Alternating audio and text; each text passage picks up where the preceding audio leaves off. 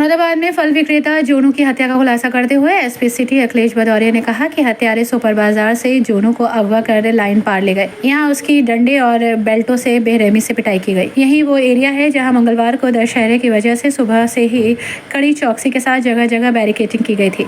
बावजूद इसके आरोपियों ने उसकी हत्या करने के बाद लाश भी थाने के सामने फेंक दी। एसपी सिटी अखिलेश भदौरिया और CO civil line Arpit Kapoor ने बताया कि जोनू और उसका साथी सचिन मंगलवार दोपहर करीब 1:30 बजे बुध बाजार स्थित सुपर बाजार में दुकान नंबर 53 पर मोबाइल ठीक करा रहे थे। इस दौरान वहां हरिराज सैनी के बेटे अर्जुन, विपिन, सचिन अपने 4 साथियों के साथ पहुंच गए। आरोपियों ने जोनू को जबरन बाइक पर बैठा लिया। कुछ लोगों ने बचाने की कोशिश की तो उन्हें भी धमकाकर शांत कर दिया।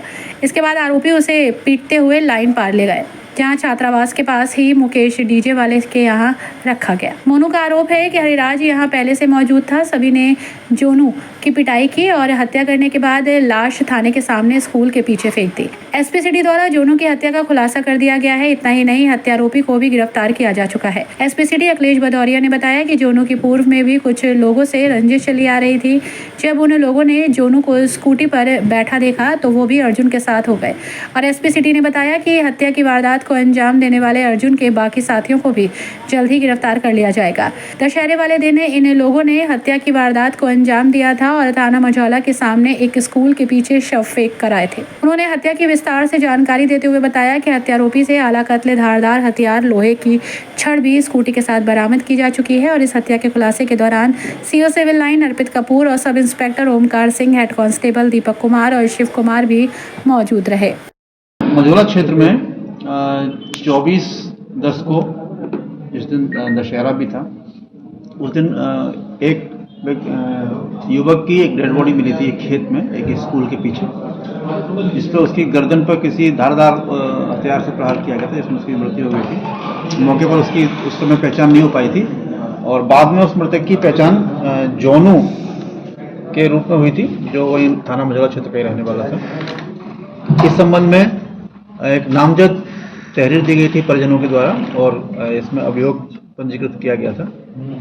इसमें जो मुख्य आरोपी था अर्जुन, उसकी गिरफ्तारी हुई है और उससे जब विस्तार से पूछताछ की गई तो उसके द्वारा ये बताया गया कि इस वर्ष जो कांवड़ का समय था, जब उस समय जोनू के किसी दोस्त की मृत्यु हो गई थी और जोनू सभी के ऊपर ये दबाव बना रहा था कि इस वर्ष कोई भी कांवड़ का बेड़ा लेके नहीं जाएगा। लेकिन जब अर्जुन का जो पिता है हरिराज, वो कांवड़ का बेड़ा लेने चला गया, इसी बात से नाराज होकर इसने जोनू ने उसके संग मारपीट की थी, जिसमें उसके चोट आई थी और जिसके संबंध में भी थाना मझौला पर एक अभियोग पंजीकृत किया गया था। उसी बात से कुपित होकर अर्जुन ने अपने दूसरे भाई सचिन के साथ और अपने 2 दोस्त, जिसमें एक का नाम अमन है, दूसरा एक राहुल यादव और राहुल बिहारी, और अपना बहनोई रोहित, इनके साथ में इस योजना उन्होंने बनाया कि इसकी हत्या करनी है। और उन्होंने जब इसका पता किया तो यहाँ ये बुध बाजार क्षेत्र में जब ये आया हुआ था तो वहीं ये 5 लोग एक स्कूटी और 2 बाइक से वहाँ पहुँचे और इसको वहाँ इन्होंने उसके संग मारपीट की और उसके साथ अपने साथ उसको ले गए। जब ये उसको ले जा रहे थे तो उसी दौरान रास्ते में एक वाल्मीकि बस्ती है, जहाँ पर 3 अन्य लोग, जिनसे भी इस जोनू का पूर्व में झगड़ा हो चुका था और उसने एक जतिन नाम के लड़के के साथ मारपीट की थी, उन्होंने जब इसको जाता हुआ देखा तो उन्होंने भी इसके रास्ते में इसको रोक लिया और इसके साथ उन्होंने वहाँ पर मारपीट की थी 3 लोगों ने, जिसके संबंध में भी पूर्व में सूचना दी गई थी।